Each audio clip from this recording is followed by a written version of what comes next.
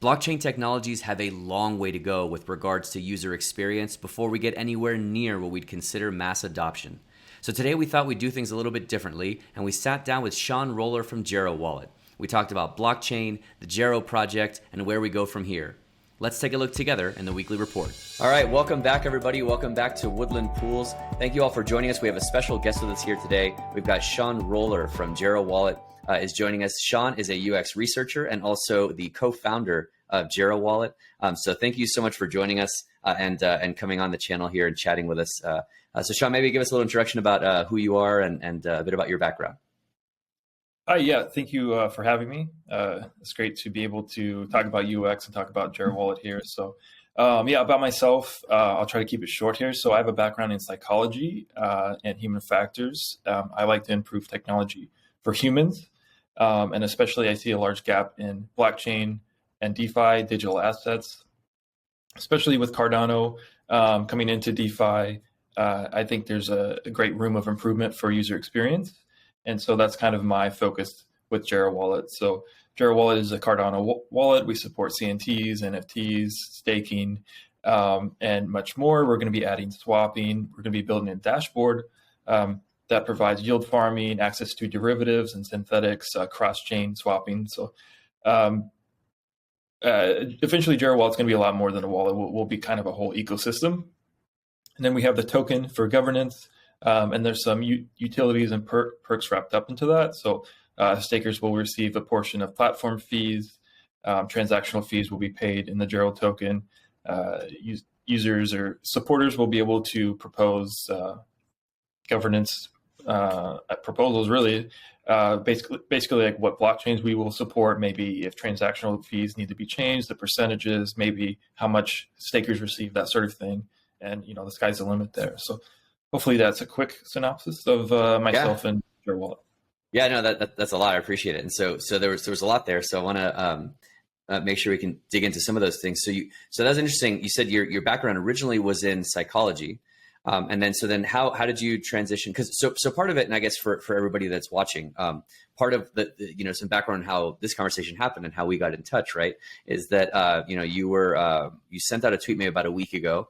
And I have it pulled up here, and we'll put it on the screen for everyone afterwards. But so you're saying you're looking to spread awareness about how impactful UX research can be for blockchain and DeFi, and so that's kind of what linked us up here to have this conversation. So I'm curious as we kind of get into thinking about some of this stuff, and that really jumped out at me because I'm a software developer, but in another life I was also in product management, and so the notion of user experience and making sure that there's a good experience for users and not just the way that it looks like people think about like UI, right? But also like the actual full experience that someone goes through, I thought was really cool. And something that I've been talking with people for a while now about how we have a long way to go with blockchain user experience and stuff. But even now I'm getting ahead of myself too. I'm curious, how did you get into UX? Because it's a relatively young field, right? And so with your background being in psychology, how did you make that change into UX? And then how did that sort of lead you into the tech world? Because being the co-founder of a blockchain wallet, startup is quite a journey, right? So how did you get in there, and what sort of got you into UX to begin with? Yeah, so there's a few things I want to touch on there. So yeah, I think we are a long ways in blockchain from being, having maybe an adequate level of user experience. There are some winners out there, but 90% of the field is pretty it needs improvement. And I think we're kind of in the MS-DOS level of Sure. blockchain. So we're so early. And if you can imagine maybe the basic language or MS-DOS on Windows, like, everybody would have a tough time trying to understand it. So Right. We've come a long way. And so what got me into UX research originally actually was I wanted to work in gaming. And Okay. I'm not an artist. I can be very creative, but I can't do art. I can't do design, and I don't have a coding background. So the ability to work in gaming was pretty limited. I was pretty passionate about it, but then I started learning about game user research and UX research. And actually, there's a ton of psychology wrapped up in video games. So my motivation was trying to get into the game industry. Eventually, I did, but along the way, I got my psych degree, I got my human factors degree, and through those programs, I was able to develop a lot of skills to apply to UX research. I was able to network a lot. Like I went to school in Silicon Valley, so I was able to network a lot with a lot of the tech companies there, and was able to kind of develop my skills for UX research.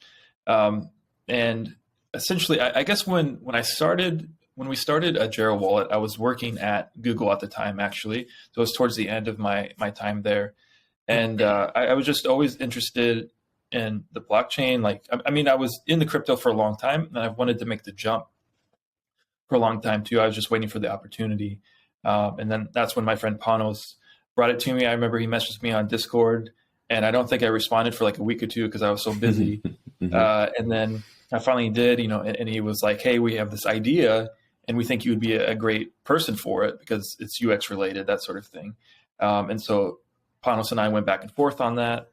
And, eventually that's what became of Gero Wallet. We saw the limitations with MetaMask and Uniswap and wanted to try and improve that on Cardano and beyond, kind of be like an example of where user experience can be beneficial. Nice. Yeah, no, that's great. And actually that reminds me, I want to pull this over, move myself over here. There was a great clip that you sent over in preparation for this call here, where it's an old Steve Jobs clip. I'm not sure from originally when it was originally recorded, but let me pull that up here and show it to everyone. It's only about a minute long, so let's share this screen here. Cool. Let's see if this will play for us. One of the things I've always found is you've got to start with the customer experience and work backwards to the technology.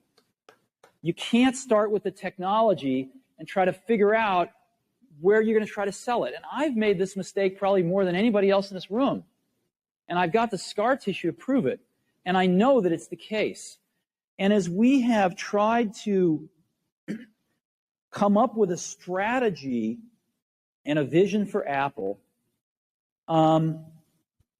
it started with what incredible benefits can we give to the customer? Where can we take the customer? Not starting with, let's sit down with the engineers and figure out what awesome technology we have, and then how are we going to market that? And I think that's the right path to take. And so that, I think, is really cool, because that's exactly where I think we need to go. And then also, again, like what jumped out at me about your original message, because, kind of like I've gotten now, like my parents and my brother, and several friends now into crypto and into Cardano specifically, right? But like, as we talk about it, and you even see like them interfacing with some of these wallets and things, right? Like what I always tell people is like, where we need to get to is that that your grandmother is using crypto or blockchain technology and like doesn't even realize it, right? And so like that's what, like when grandma sends an email, she doesn't understand HTTP, right? Or any of these kinds of things, or TCP/IP, right? She just hits send, right? So with that in mind, kind of like obviously, how has your background in UX and some of the research that you've done helped to drive the work that you've done at Gero? And the other thing that we can also do, maybe after you give us talk about that for a little bit, we can actually pull the wallet up, because as you know, we did like an intro overview video on Gero probably a few weeks back now. But I think it might be kind of cool too if there's anything specifically about the wallet and the features that are already there, or the ones that are coming in the future. We can actually look at that too. But yeah, so what's how with that, and then with your background, what are some of the ways that you all have approached developing the Gero Wallet differently than cool tech and then UI UX, but going the other direction instead? Definitely, yeah. So I love that clip. I usually share it to try to show the value of UX research, or Steve Jobs says customer experience first. But I think it's really useful to share that out instead of something I can say, because who am I? Who's Shawn?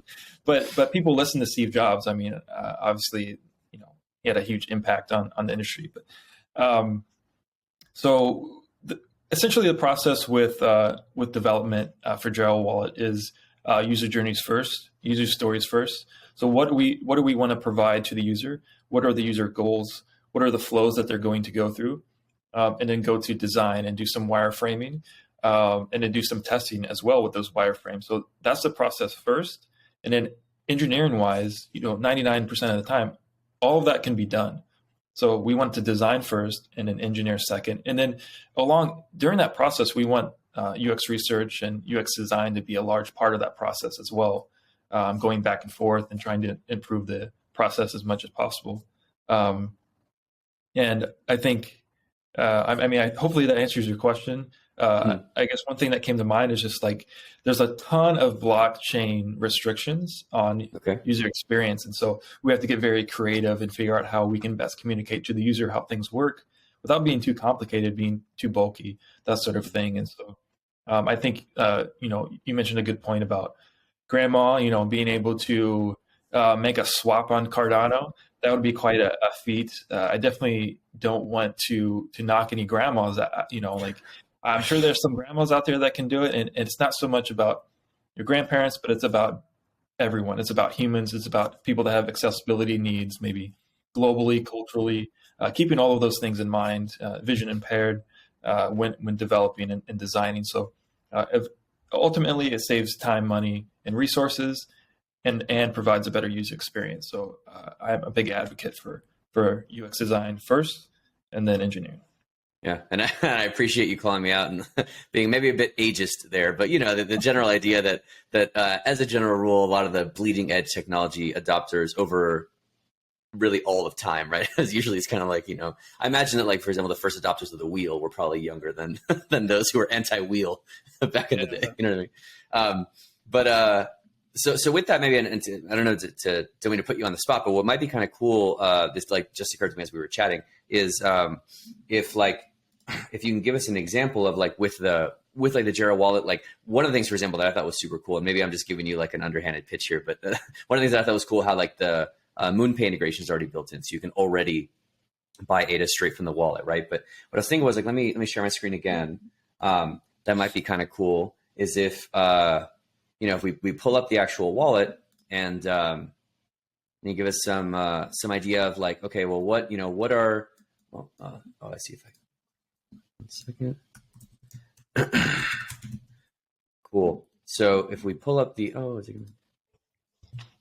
there we go. Okay, sweet. Sorry. There we go. All right. Got my screen working. So when we talk about some of the features that have already been built into the Gero Wallet, right? And this is one of our test wallets here.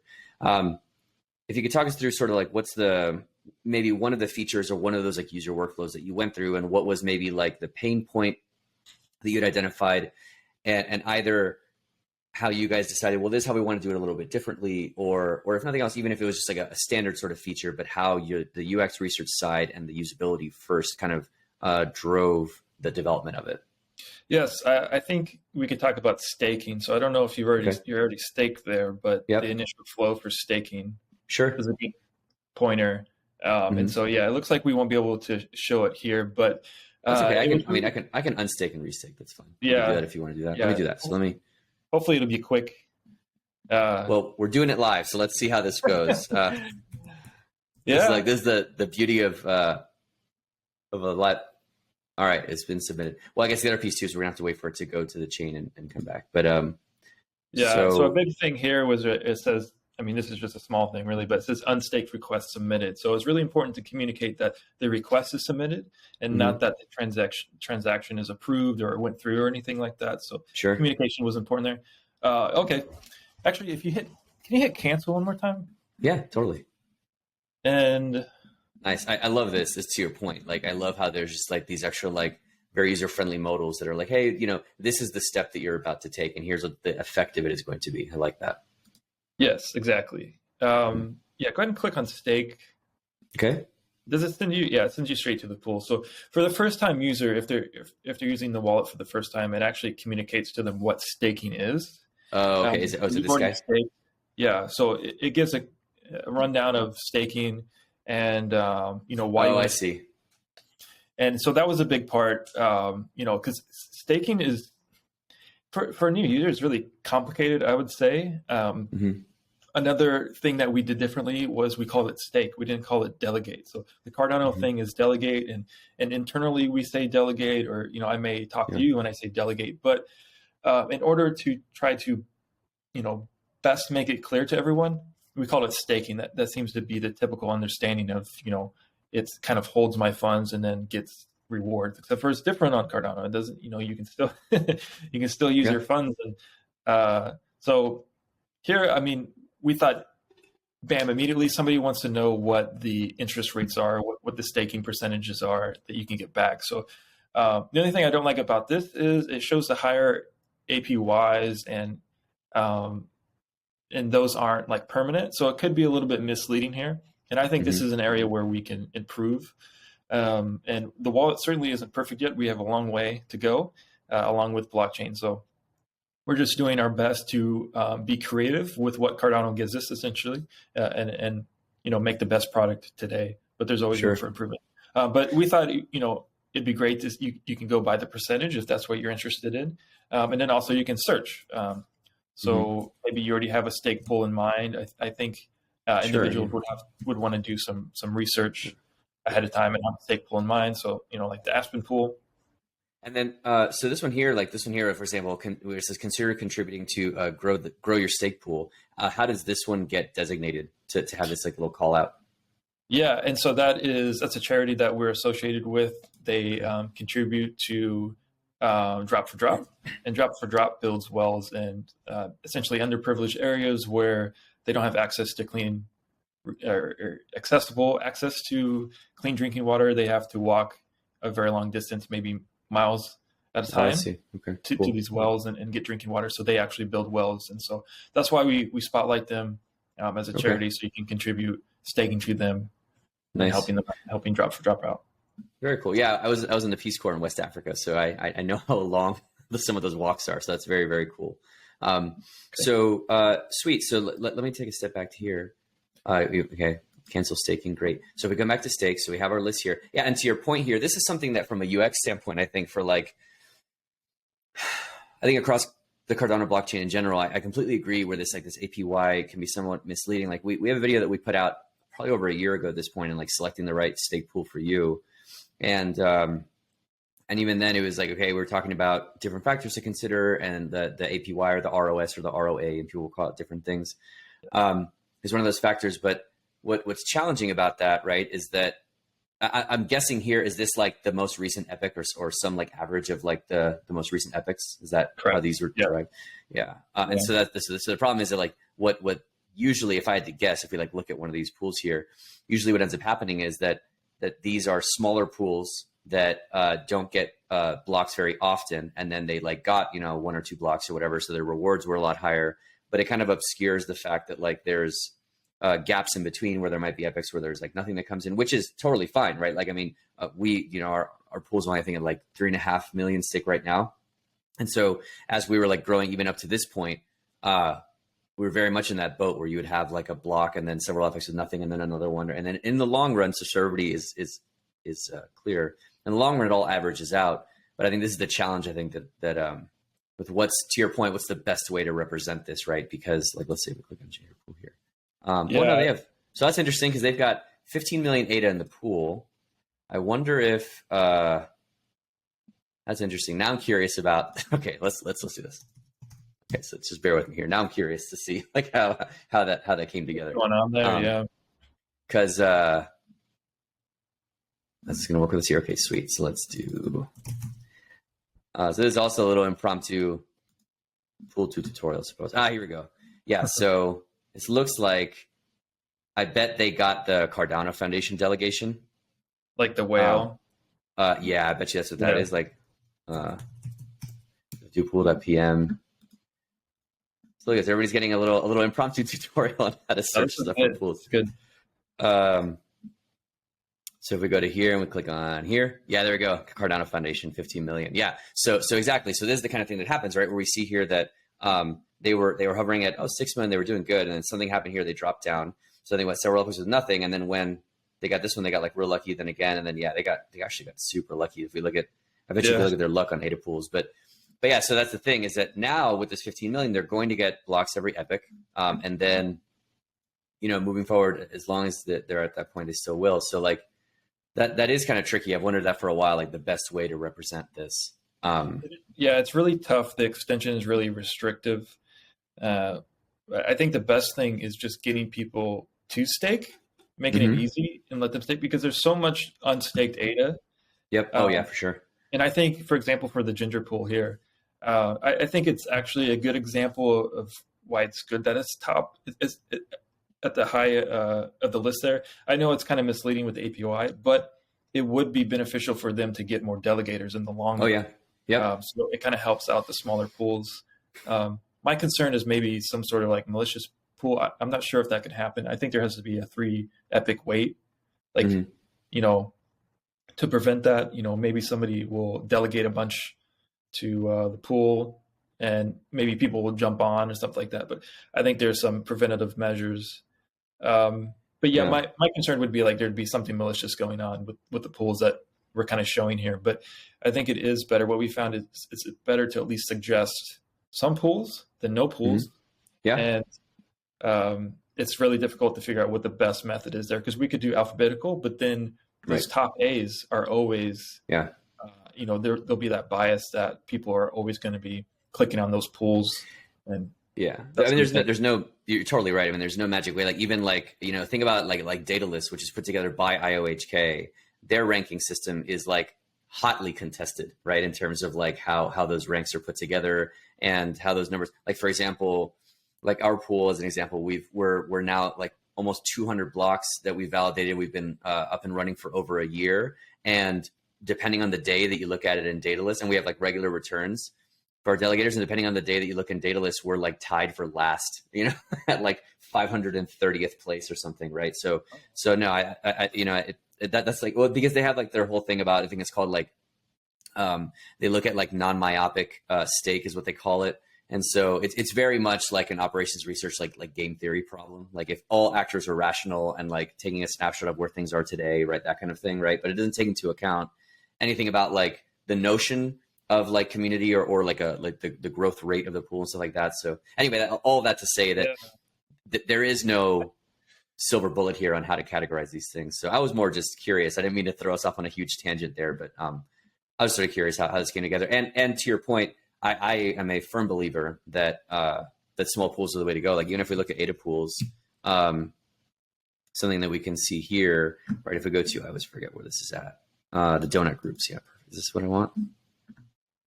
This is something that we talk about, like we, back in the day in our live streams. Like if we look, it's cool to see that by count, single pool operators, there are, where's the number? Over 2,000 single pool operators, right? And make up almost 70% of the network by count. But by stake, those same 2,000 operators only make up about 21% of all the stake that's delegated, with like a very close second is all the Binance pools. And then we see all the multi pools and stuff like that. And so you have all of these smaller pools, definitely, pound for pound, a delegation to a smaller pool goes a much longer way. So, I think that's great. And to your point, if you're going to suggest something, then I think showing the smaller pools is cool. So let's say we selected one of these.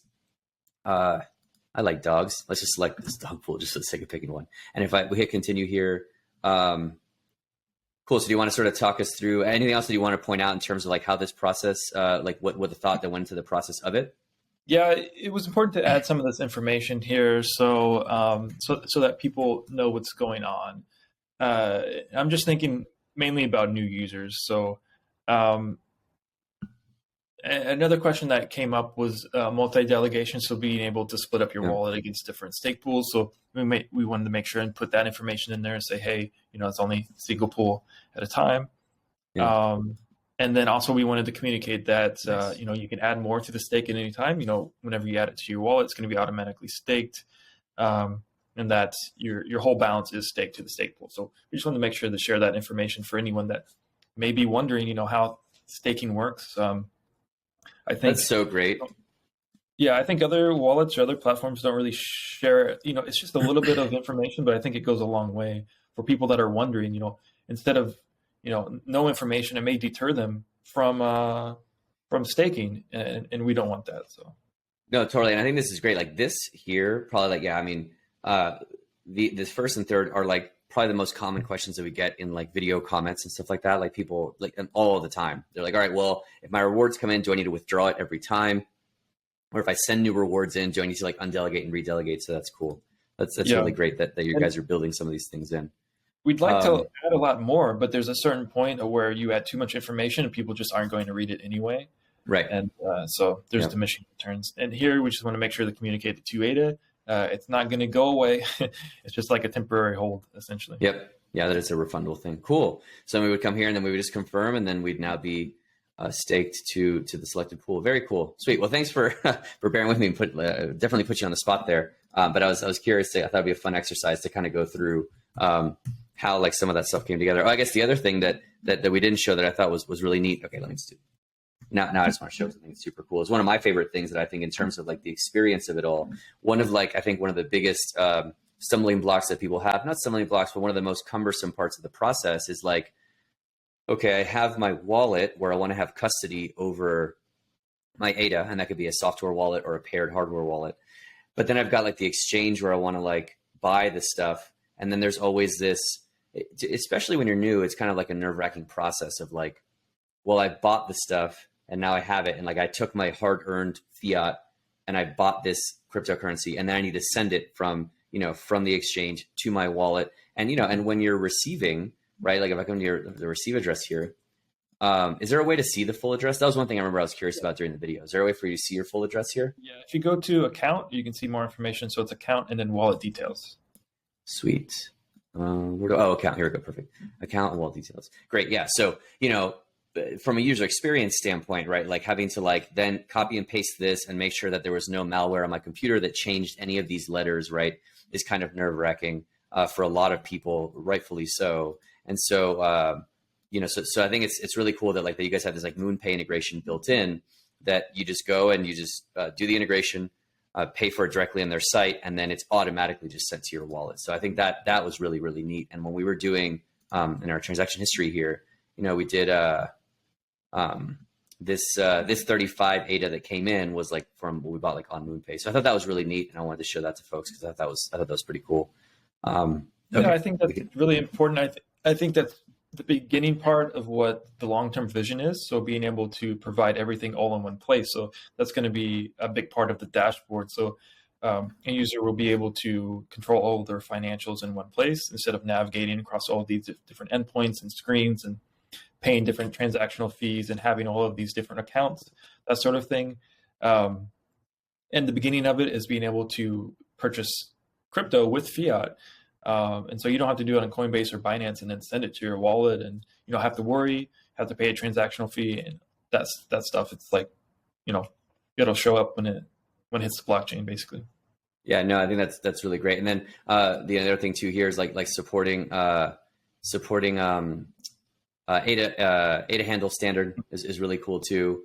The one thing some UX feedback, the one thing I remember saying like in the video here was like, it would be nice to know it like ahead of time if this is going to resolve, right? If seeing like, okay, do you have a little check mark or something? I did see that like if I do something just made up, that it doesn't work.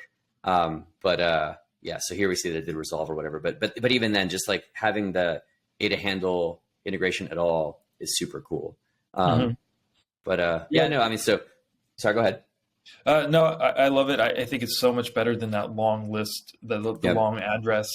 And it's easier to remember. Eventually, we'll have kind of a contact list, so you can save your ADA handles. Oh, nice. Addresses too, but cool. And then I think that's a nice thing. You said with a check mark, like yes, this is a real address, or yes, this is a real ADA handle.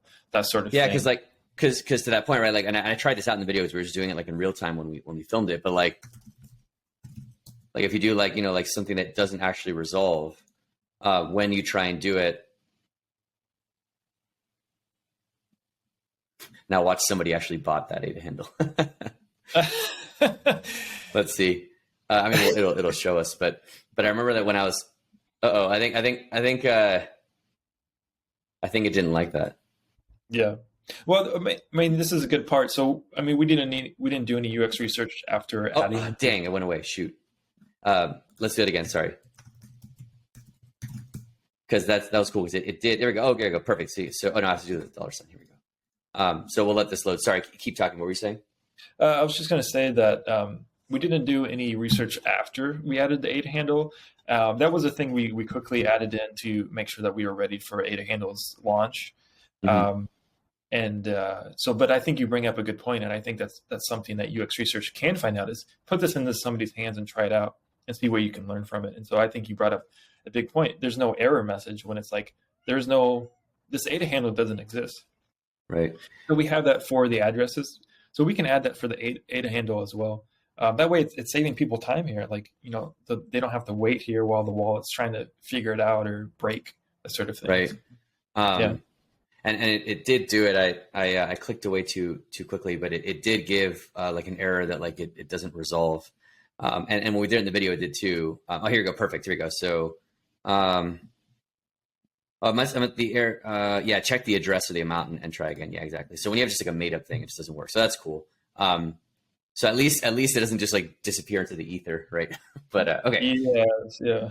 All right. Well, that's enough wallet. All right. So thank you for bearing with me with the on the spot demo there. I just thought, since we're talking about UX stuff, it might be kind of fun to look at the wallet itself, because it is a very, very nice and smooth experience in the wallet. And yeah, it's very, very nicely done. So let the team know that I've enjoyed using it. It's been really cool. Thank you. So with that, right, I know we don't have a lot of time left. So maybe in the last few minutes that we have here, man, we might have to have you back on the channel to chat some other time, because what I'd like to talk to you about too is like in terms of like where you see blockchain going, and what are the things that we do. How about this? To close this out? I'll give you a two-part question. From a UX standpoint, what do you think are like the biggest things that we need to figure out or add in from like, you can talk about Cardano or blockchain in general, but what are your thoughts on like, okay, these are the immediate things that we need to kind of get really good at from a user experience standpoint to really move forward? Let's start with that one, and then I'll have one more question for you about where next on Gero Wallet. But yeah, let's go there, because I'm curious, sort of as a closing thought, like where do we go next as an industry, right? And what's missing? Yeah, I think some of the top things that are violated, so that human factors principles that are violated, is communication, transparency, and readability. So with transparency, being able to understand exactly what's going on in the background, and part of that is communicating to the user what's going on. What does this term mean? What happens when you click this button? That sort of thing, because blockchain is so complicated right now. That I think for the most part, developers are kind of building for like-minded people, and maybe that's okay. Maybe that's part of the process that has to happen. But I'm going to continue to try to advocate for UX, and I think it's going to take more than me. It's going to have to involve a lot more UX design and UX researchers to speak up. But those are the things that come to mind. I guess I need to touch on readability. So a big issue I see with readability is text. So it can be font colors, the contrast. So sometimes it's harder to read. So a high contrast text is preferred. And this is keeping in mind people that may have impaired vision or something like that. A lot of times I see like maybe just a little bit of a darker gray on a white background, and it's just like it blends in too bad. And maybe people use all caps. So humans actually read lowercase text much faster than caps, and you can start with a capital letter, and then the rest is lower text. That's lowercase, that sort of thing. But those are the things that I see come up pretty often. And then there's the grouping of things where people, designers kind of group things that aren't similar. So there's the Gestalt laws that often aren't considered when designing. And that's what comes to mind, where a lot of things could be improved on. Nice. So interesting. So like logical groupings of things, like explanations of things, and I can clearly see how like a lot of that has influenced the work that you guys have already done on the wallet, right? In terms of like making it really clear, like demystifying what's going on under the hood, right? As best as you can. A lot of things are very complicated, especially for a new user. We're just trying to do our best. Nice. And so with that, then, maybe last question, what's next for Gero Wallet? Like I know you said, like in the long-term roadmap, you've got like a lot of different things you guys want to do. What are some of the things that people can expect to see, maybe in the short and midterm, and then where you guys want to get to eventually for the wallet? And then I know you want to do it as a broader project, not just even a wallet itself, right? And so tell us a little about sort of where Gero goes from here. Yeah, so short term, it's going to be the mobile wallets, and we have a beta going on right now. Internal beta we're testing with. I've been tinkering around on the phone, so that's what we're prioritizing in the short term. And long maybe medium to long term. So medium term will be that dashboard. So being able to provide all of those features, expert level features onto the dashboard all in one place for users to be able to complete their goals from A to Z. And then long term, what I'd like to see is really is global economic equality, being able to facilitate users in underprivileged areas. For example, like, maybe going to the grocery store, being able to use their Gero Wallet to purchase items, that sort of thing. Because I think, in many areas, it's really difficult for, people to have that sort of access. And, in Africa, having access to really small loans can be very helpful. And, the sky's the limit there. But really, I see Gero Wallet being an example of where UX design and UX research can help improve blockchain. So we kind of want to lead the way there if we can. And also being very accessible globally, and new users being able to onboard easy as well. So hopefully that answered your question. It did. And actually, sorry, maybe I think one last thing. So do you guys have any plans to do, and I didn't even look to see if it has now, do you have any plans to do multi-language support for the app and the interface? And what does that look like? Yeah, so the extension does have multi-language support. Nice. And yeah, I mean, we're going to be adding a lot more. So I think we have like 10 or so now. Oh, cool. I think, we want to add a lot more. I know we want to do Portuguese and Chinese, and then, probably Japanese and more, but we have a lot of languages on there right now. Oh, that's so cool. Sweet. Well, hey, Shawn, thank you so much for joining us. This is like a really great conversation. And like I said, I may need to have you back maybe when some of the newer features come out, and even just talking about almost like philosophically about, the things going on in the industry from like a experience standpoint and where we go from there. But yeah, really enjoyed this conversation. Thank you so much for joining us. For everybody watching, this is the first time that we're doing an interview style. Like normally do more like tutorials and walkthroughs and things. And let us know what you thought of the sort of interview style of having someone on the channel. We'd love to hear from you. Shawn, thanks again. For everyone else, we'd love to hear from you down below. And if nothing else, we'll see you next week. Thank you so much.